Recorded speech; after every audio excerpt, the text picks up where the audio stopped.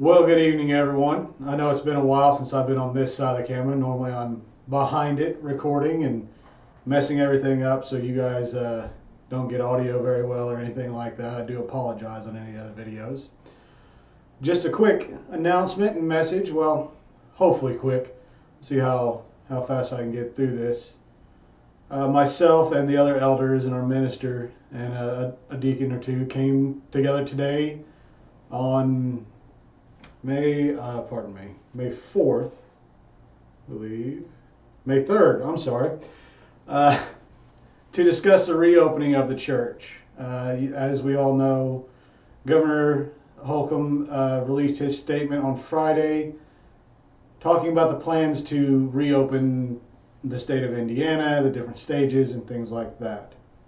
One of the areas that he discussed was on May 8th, relieving or lifting the restriction for the churches. Myself and the other elders again got together today to discuss that, how we're going to go about that, when we're going to open, and things like that. So that's what I'm here today to talk to you about. The decision that we made was to wait until May 24th. May 24th will be the first day that we have physical church again. That we actually open the building and things like that. Now that does come with some caveats. Of course, there are concerns, the social distancing, people still wanting to stay away from each other and things like that. So during our meeting today, we did cover several topics, and I'm going to be going over them with you. First of all, as of right now, the welcome portion of the service that we have, we won't be doing that. You can wave from each other from the seat and things like that, but we won't be getting up and shaking hands and giving hugs. And I know for some of you that's just a bad thing altogether, but we have to be cautious during these times. Some of the concerns, and forgive me, I've got to glance down at my phone here. I'm not going to be able to remember all this. You all know my memory.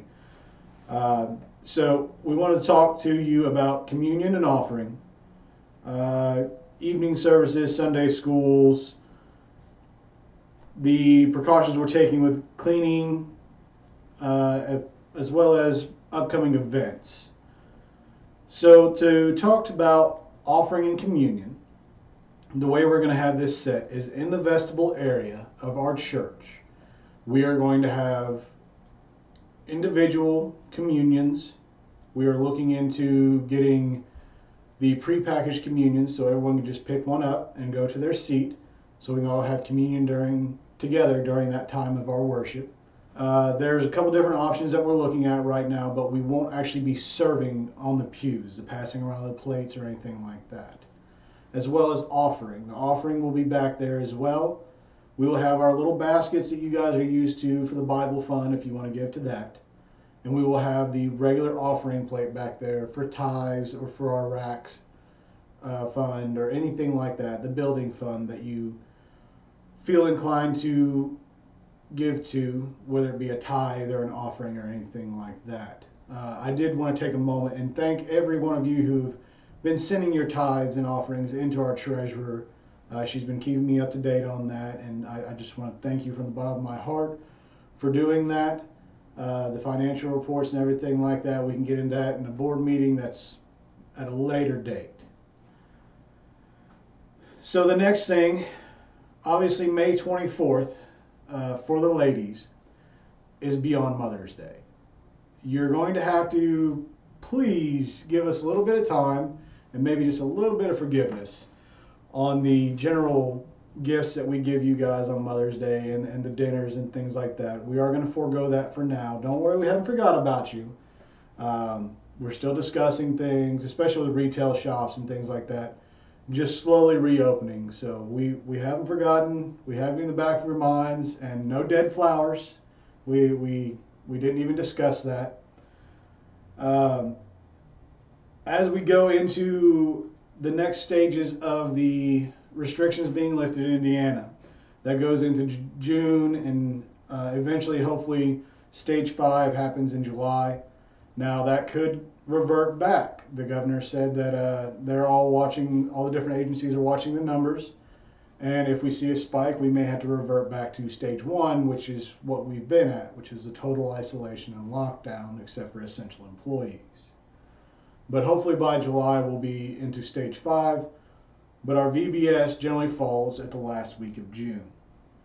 Myself and the other elders have decided that as of right now, we will not be having VBS this year at our church. It just would have to go into it to try and keep the kids distanced, and that's just part of VBS, is keeping them all together and letting them have fun and interact and everything like that. So we have to be kind of cautious with this as well. I know I'm going to be overusing that word, but it's something that we have to be. Our Sunday school and evening services, we will be having Sunday school. I believe our class size is small enough that we can spread out down there where we hold our class and still have our class. Now, if we do hit those numbers or anything like that, or if everybody wants to rush in, we'll have to take that as it comes.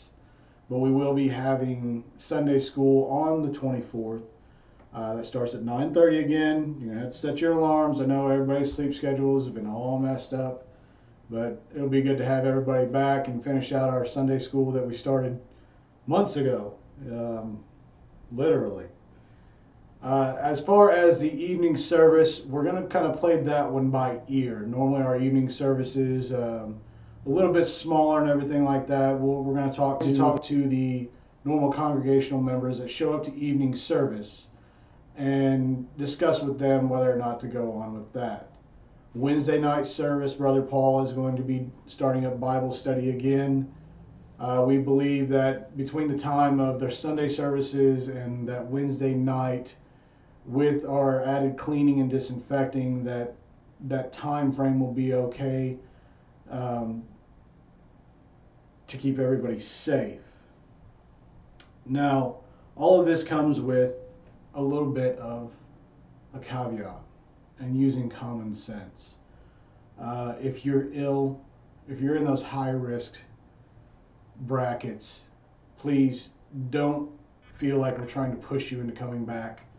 Don't feel that we're going to say anything or judge you or anything like that. We're not here to do that. That is not on us. We want everyone to be safe. We want everyone to be healthy as we go through this. This is something that none of us have experienced in any of our lives. There's nothing to base it on. So we're all just kind of taking this step by step. I know a couple of our elders and deacons have essential personnel jobs where they're out and about. They've even said, they're not sure if they're going to come every day. It just depends on who they come in contact with. But don't feel forced or don't feel obligated to come back to the physical church. We are going to try some ways of recording a visual aspect with the audio aspect that we normally do of our sermons and our services, so everybody can join along. If you'd like the audio version, you can get a hold of myself or one of the other elders. We'll make sure and get a CD copied for you. Otherwise, we're going to be posting the sermons and everything on this YouTube channel. Give me a little bit of wiggle room there where we're going to have to try and do some magic, and you guys all know I have technical difficulties every other week because I'm not that great at it. But we'll get through it together. As of right now, the only other thing that I have to kind of hit on my list is the fifth Sunday hymn sing. We are going to forego that as well. May 31st is the fifth Sunday this month. We are going to cancel that. We'll be getting a hold of Marengo as well, and that's just a precaution as well, making sure everybody stays safe and stays the correct social distancing and isolation and everything like that for those who need to. Now that's about all I have on that. If you do have any concerns, if you do have any questions, please reach out to myself or one of the other elders, our minister. Talk to us. If you are looking for an audio recording of the sermons that we do, talk to us. If you're watching this YouTube video and you know someone in our congregation that doesn't, reach out to them. Say, hey, this is what's going on, or direct them to call one of us, or direct them to this video, whichever they feel comfortable with. And I'd like to leave you with just a little bit of a message here. I've been thinking about it all day, and I've been in prayer quite a bit. The worry and the fear that's going along with this, and I know it's hit a lot of us. I'm not immune to it myself, but I want to caution you against it letting take over your life. When we allow worry and fear to take us over, when we allow that to consume everything we are, then we leave no room for God in our life. Now, I'm not saying don't be concerned. The coronavirus is proven to be a very deadly thing, a very vastly transmitted disease. And virus, I'm sorry. We need to take the precautions to keep ourselves safe, but we can't let it consume every thought and every hour of our time. If we're worried constantly about this, or we're worried constantly about the money coming in, or our next paycheck, or when we're going to be able to get back to work, those are all concerns, and they're good concerns, but don't let it consume you, because you're going to drive God out of your life that way. Hand it over to Him. Go to prayer. Don't use the old saying, well, all that's left to do is pray. The first thing is prayer. Take your fears, take your worries, and lay them at the feet of Jesus. He will take care of you. He will guide us through this. I hope to see you all on the 24th. If you feel comfortable coming, I hope you all have a blessed day. Please stay safe and be a little kinder to everyone than you were yesterday. God bless.